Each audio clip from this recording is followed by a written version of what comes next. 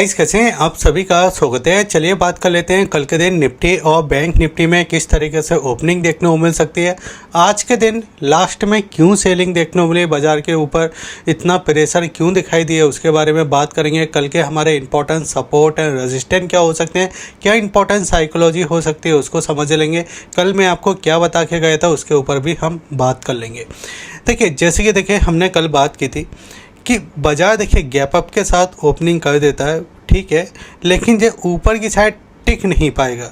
बाजार में ऊपर की साइड हमको ज़्यादा बाइंग नहीं देखने को मिलेगी। इसका सिर्फ एक ही रीज़न था कि देखिए जे वाले जो बायर थे, यहाँ पे देखिए जो एक हमको यहाँ पे सेलिंग देखने को मिली थी, ये बड़ी वाली जो सेलिंग देखने को मिली थी, इसमें काफ़ी बायर देखिए यहाँ पे ट्रैप हो चुके थे।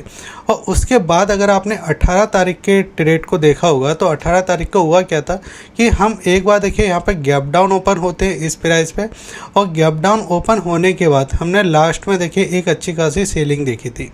अब देखिए जिसने देखिए 10 बजे के बाद देखिए यहाँ पे जो बायर यहाँ पे एक्टिव हुए होंगे बाज़ार के अंदर, वो कहीं ना कहीं देखिए यहाँ पे एक रेजिस्टेंट पॉइंट हमको देखने वाला, क्योंकि देखिए नेट तो यही बायर थे जो बाज़ार में पहले नीचे की साइड आए, फिर एक बार देखिए बाज़ार जब ऊपर की साइड गया और इसमें प्राइस हमको देखने वाला 23,800 के समथिंग। तो यहाँ पे हुआ क्या है, जितने भी बायर देखिए यहाँ पर ट्रैप होते हुए दिखाई दिए थे, उनने एक बार सोचा होगा कि यहाँ पे देखिए हम एक बार देखिए यहाँ पे प्रॉफिट बुकिंग कर लेते हैं, क्योंकि कई बार ऐसा होता है ना कि अपना प्राइस आ चुका है। मान के चलिए कोई XYZ आपका स्टॉक है, ठीक है, और आपने उसकी प्राइस आपने 100 रुपये पर बाइंग किया था, और 100 रुपये पर बाइंग करने के बाद वो आपका 70 रुपये आ जाता है, 60 रुपये आ जाता है, फिर उसके बाद देखिए वो बहुत समय तक देखिए नीचे आ जाता है, ठीक है। इस तरीके से तो गिरा, लेकिन जब वो आपकी प्राइस इस तरीके से जाता हुआ दिखाई देता है, ठीक है, और आपकी बाइंग प्राइस आपकी ये वाली थी जो यहाँ पे बाइंग प्राइस थी, तो बाज़ार एक बार क्या सोचेगा, आप लोग क्या सोचोगे कि यार ठीक है मेरा प्राइस आ चुका है। वैसे ही देखिए युद्ध की बातें चलते हुए दिखाई दे रही है, महंगाई का डर अलग दिखाई दे रहा है, ठीक है। तो एक बार बाजार फिर क्या सोचता है कि यार मेरा प्राइस आ चुका है, एक बार रेजिस्टेंस मिल चुका है। तो यहाँ पे देखिए यहाँ पे देखिए आपने देखा होगा कि आज के दिन देखिए यहाँ पे बहुत समय तक एक कंसोलिडेट करता हुआ दिखाई दिया, और एक देखिए 11 बजे के समथिंग एक हमको सेलिंग ज़रूर देखने वाली थी। उसके बाद देखिए फिर से बाजार ऊपर की साइड जाने की कोशिश किया था। यहाँ पे जो बायर थे वो यहाँ पे बाजार में देखिए फिर से ब्रेकआउट करने की कोशिश कर रहे थे, लेकिन इसके बाद जो हमको सेलिंग देखने वाले ये सारे एसएल हिट होते हुए दिखाई दिए। अब इसके अंदर देखिए एक रिलायंस का भी बड़ा फैक्टर है, क्योंकि अगर आप रिलायंस का भी चार्ट देखोगे ना तो उसमें भी आपको इसी तरीके की सेलिंग दिखाई दे रही। अब सवाल आता है कि हमने जो 23,600 के समथिंग इस जगह क्लोजिंग की है, तो हमारे ऊपर देखिए जो रेजिस्टेंस दिखाई देगा वो 23,700 के समथिंग का अब हमको रेजिस्टेंस मिलेगा। अब ऐसा हो क्यों रहा है? देखिए सबसे पहले जब हम देखिए इस जगह, अगर मैं आपको देखिए रिलायंस का भी चार्ट मैं आपको दिखा देता हूँ, तो रिलायंस में देखिए आपको लास्ट में जो अच्छी खासी एक सेलिंग देखने वाली थी। अब ऐसा हुआ क्यों और इतनी सेलिंग क्यों देखने वाली?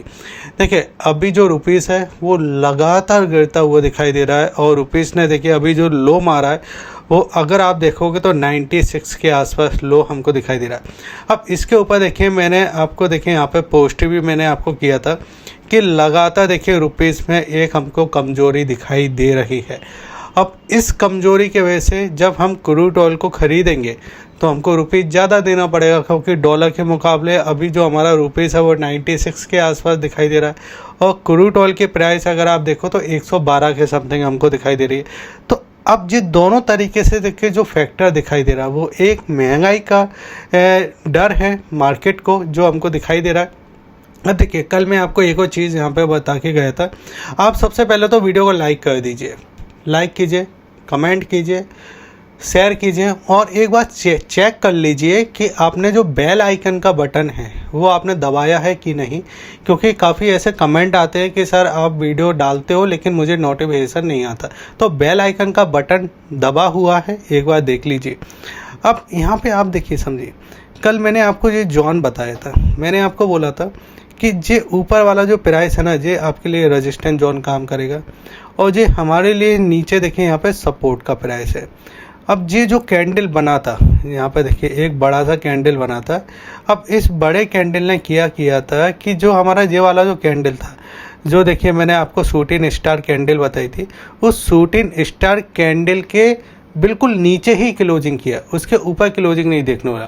आज की भी अगर आप कैंडल देखो तो एक आपको देखिए शूटिंग स्टार कैंडल दिखाई देगी। अब इसमें होता क्या है, सुना तो बहुत है कि शूटिंग स्टार है, लेकिन इसका मतलब क्या है?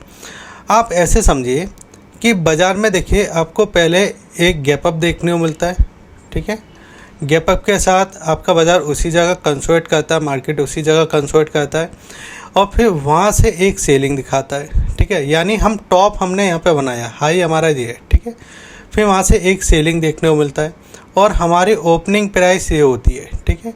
और उसके ओपनिंग प्राइस के नीचे हमने देखिए यहाँ पे लो बनाया, ये हमारी देखिए इस जगह ओपनिंग प्राइस थी और क्लोजिंग हमने यहाँ पे कर दिया, यहाँ पे हमने क्लोजिंग किया। अब ये बॉडी थोड़ा सा और बड़ा होता है, इस टाइप का बॉडी होता है, ये पूरा एक बॉडी हमको यहाँ पे इस तरीके का बॉडी देखने को मिलता है, ठीक है। अब इसमें होता क्या है कि जो ऊपर सेलर है वो अपनी भूमिका ज़्यादा निभाते हैं ये दिखाने के लिए कि ऊपर ज़्यादा रजिस्टर है, और वो हमको कहाँ पे दिखाई दे रहा था, 23,800 के समथिंग, ठीक है यहाँ पे। और हमने क्लोजिंग किया है इस जगह देखिए 23,600 के समथिंग। अब आप ये समझ के चलिए कि अगर ये वाला जो 50% वाला रिटेस है और ये अगर 23,600 के नीचे जाता है, यहाँ पे इस तरीके से थोड़ा समय बिताता है, इसी जगह कंसोलिडेट करता है, समय बिताता है और फिर ये अगर नीचे जाने की कोशिश करता है तो एक बार आपको जो सपोर्ट मिलेगा वो 23,500, और इसको भी अगर ब्रेक करता है तो हम इसके लो तक एक बार आने की कोशिश कर सकते हैं। अब ऐसा क्यों दिखाई दे रहा है तो इसको अपन समझते हैं। अब देखिए FIS और DIS के डेटा को एक बार समझ लेते हैं। अभी के आपने डेटा देखा होगा ना, तो डेटा में बहुत सारी चीज़ें आपको अच्छी दिखाई देगी। क्या दिखाई देगा कि भाई FIS ने भी खरीदारी की जो कि आपको 2,813 करोड़ की दिखाई दी, DIS ने भी अच्छी खरीदारी की जो कि 2,680 करोड़ के आसपास की दिखाई दी। लेकिन यहाँ पे DIS की खरीदारी ठीक है, FIS की खरीदारी देख के ऐसे माइंड चेंज नहीं होता, क्योंकि ये कल आ सकते हैं और फिर उसके दूसरे दिन जा भी सकते हैं। तो इनको देखकर कोई ऐसी बड़ी बात नहीं है कि ये आपको आप अभी माल खरीदा तो ये फिर कल भी माल खरीदेंगे, तो यहाँ पे इनको लेके ज़्यादा कोई बड़ी बात नहीं है, ठीक है। फिर जब हमने ऑप्शन चेन देखा तो कल मैं आपको एक ही चीज़ समझा के गया था, बाज़ार आपको अगर दे रहा है ना, पैसा दे रहा है तो एक बार बुक कीजिए। कल भी ऑप्शन चेन हमने देखा था तो देखिए कॉल साइड भी आपको लॉस ही दिखाई दे रहा था और पुट साइड भी दिखाई दे रहा था। अब देखिए यहाँ पे अगर हम बात करें तो 26 तारीख की एक्सपायरी का देखिए मैंने यहाँ पे ऑप्शन चेन लगाया। अब यहाँ पे अगर आप देखो ना तो अभी भी प्रीमियम आपको पुट साइड के भी देखिए यहाँ पर डिके होते हुए दिखाई दे रहे हैं, कॉल साइड के भी प्रीमियम आपको डिके होते हुए दिखाई दे रहे हैं। लेकिन अगर हम यहाँ पे बात करते हैं तो ये आपका 23,600 ये वाला प्राइस, तो 23,600 पे देखिए अगर हम यहाँ पे देखते हैं तो हल्का फुल्का सा सपोर्ट है, ठीक है। 50,000 के समथिंग का हुआ ही है और चेंजिंग की बात करें तो आपको 20,000 के आसपास। अगर इसको ब्रेक कर देता है तो फिर आपके लिए 23,500। यहाँ पे अगर हम बात करें तो ये हमारे लिए देखिए इस जगह। अगर हम रेजिस्टेंस की बात करते हैं तो यहाँ पे हमको दिखाई देगा 23,700 और मेन प्राइस आपका 23,800। यहाँ पे अगर हम बात करते हैं तो यहाँ पे देखिए आपको एक अच्छी पोजीशन बनते हुए दिखाई दे रही है। यानी आज के दिन जो ऊपर की साइड बायर थे वो कहीं ना कहीं मार्केट की गिरावट में फंसते हुए दिखाई दिए, ठीक है। अब देखिए यहाँ पे अगर हम बात करें अमेरिकी मार्केट के डेटा के बारे में, कल आपने एक चीज़ नोटिस किया था जो मैंने आपको बताया था कि इंडिया बिक्स में हमको कल के दिन तेज़ी देखने को मिली थी, लेकिन मार्केट ने भी कहीं ना कहीं देखिए तेज़ी में ही क्लोजिंग किया था। आज के दिन इंडिया बिक्स आपको गिरता हुआ दिखाई दिया और जो मार्केट है उसमें भी हमको सेलिंग देखने को मिली, जबकि ये चीज़ें उल्टी होना चाहिए। अब यहाँ पे हो क्या रहा है कि अगर हम यहाँ पे समझते हैं तो निफ्टी में देखिए आपको 30 पॉइंट की गिरावट, सेंसेक्स में देखिए 114 पॉइंट की गिरावट और बैंक निफ्टी में भी 127 पॉइंट की गिरावट दिखाई दी। एशियन मार्केट ठीक है, सपोर्ट पर काम कर रहा है, लेकिन डाउ फीचर की जब हम बात करते हैं तो यहाँ पर डाउ फीचर का चार्ट देख लेते हैं एक बार। डाउ जोन में देखिए एक हमको सेलिंग देखने को मिली थी, अभी एक रिकवरी आई है और नेक डेस्क में भी अगर हम बात करें तो एक सेलिंग दिखाई दे रही है, ठीक है। अब यहाँ पे आपको ये समझना है कि अगर ये देखिए इन सपोर्टों को ब्रेक कर देता है, ठीक है, तो एक बार हम नीचे की साइड आने की कोशिश कर सकते हैं, क्योंकि लास्ट में जो सेलिंग देखने वाली इसमें कहीं ना कहीं देखिए जो आपके सेलर हैं ये मुनाफे के साथ बैठे होंगे बाजार के अंदर, मुनाफे के अंदर। अब यहाँ पे आप समझिए कि अगर ये थोड़ा गैप डाउन ओपन हो जाता है, यहाँ पे कहीं ओपन होता है, कंसोर्ट करता है, तो एक बार हमको सेलिंग देखने को मिल सकती है। आपको 23,700 के आसपास हमारे लिए रजिस्टेंस जोन होगा। अगर हम यहाँ पे समझते हैं बैंक निफ्टी के चार्ट को, तो बैंक निफ्टी के चार्ट को अगर आप ध्यान से देखोगे तो बैंक निफ्टी के चार्ट में देखिए एक पैटर्न बना हुआ है, जिसमें देखिए एक हमको यहाँ पे सेलिंग देखने वाली और बाजार फिर से नीचे की साइड। तो अब देखिए जो ऊपर की साइड आपको 53,600 ये हमारे लिए एक रेजिस्टेंस जोन का काम करता हुआ दिखाई देगा, और यहाँ पे कहीं अगर गैप के साथ ओपन होता है तो वहाँ से भी एक सप्लाई जोन हमको देखने मिलेगी। मेन प्राइस बैंक निफ्टी में क्या है, अगर बैंक निफ्टी के चार्ट को हम इस तरीके से देखते हैं तो यहाँ पे आपको 53,300 का एक लेवल देखने मिलता है, जिसमें देखें यहाँ पे जो बायर होंगे जे अच्छे खासे मूवमेंट में, जे बायर अच्छे खासे मूवमेंट में। अब यहाँ पे थोड़ा कंसोलिडेट करना चाहिए बाजार, बैंक निफ्टी में थोड़ा समय बिताना चाहिए। और देखिए जो रुपीस कमज़ोर है या आपका जो इस जगह देखिए जो क्रूड ऑयल मजबूत है, इसका ज़्यादा इम्पैक्ट बैंक निफ्टी के ऊपर ही हमको दिखाई दे रहा है। बैंक निफ्टी का जो चार्ट है ना वो थोड़ा ज़्यादा ही कमज़ोर दिखाई दे रहा है इस वजह से। तो अगर ये 53,300 के नीचे जाता है, इसके नीचे कंसोलिडेट करता है, समय बिताता है, तो एक बार फिर से सेलिंग देखने को मिल सकती है। ऊपर रजिस्टेंस हमारे लिए है 53,600 के आसपास का। बैंक निफ्टी के चार्ट को अगर हम सीधे 1 डे के चार्ट पे मैं आपको दिखाना चाहूँ तो देखिए ये बैंक निफ्टी का चार्ट है। अब आपको याद होगा यहाँ पे जब हमने बैंक निफ्टी के चार्ट को पहले भी देखा था, जब मैंने आपको बताया था ना एक पैटर्न कि ये देखिए ये हमारे जो पॉइंट थे ना, ये हमारे लिए पहले रेजिस्टेंस का प्राइस था, ये रेजिस्टेंस ये सपोर्ट थे, सॉरी ये सपोर्ट और ये सपोर्ट, ठीक है, ये सपोर्ट थे।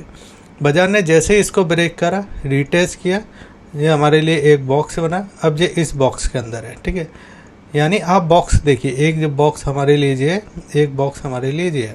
अब ये नीचे वाले बॉक्स के अंदर काम कर रहा है, ठीक है।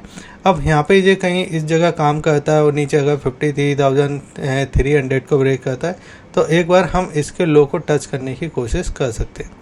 ऐसा ही कुछ अगर हम बात करते हैं तो बैंक निफ्टी के चार्ट में हमको दिखाई देगा। निफ्टी के चार्ट में देखें यहाँ पे जब इसको ब्रेक किया था तो मैंने आपको बोला था ये बड़ा वाला जो कैंडल बना हुआ है, ये बड़ा वाला कैंडल देखें हमारे लिए देखिए कहीं ना कहीं जो सेलर है उसके लिए काम करेगा। ये बड़ा वाला कैंडल हमको दिखा, वही चीज़ देखिए आज के दिन भी हमको देखने वाली कि इस जगह 23,800 वाला जो प्राइस था इसके ऊपर देखिए बाजार जाने की कोशिश कर रहा था लेकिन नहीं जा पाया। आज भी देखिए आपको कुछ कैंडल जो आपको दिखाई दे रही है, जो शूटिंग स्टार टाइप की कैंडल दिखाई दे रही है, ठीक है जी। इस टाइप की कैंडल जब भी बनती है बाजार के अंदर, या थोड़ा ऊपर से सेलिंग हमको दिखाई देगा तो यहाँ पे ऐसा लगता है कि यहाँ पे भी एक कैंडल इस टाइप की देखिए कल के दिन क्लोज हो सकती है, ठीक है। जब तक हम 23,700 के नीचे हैं, यहाँ पे देखिए सेलिंग का थोड़ा प्रेशर आपको दिखाई देगा।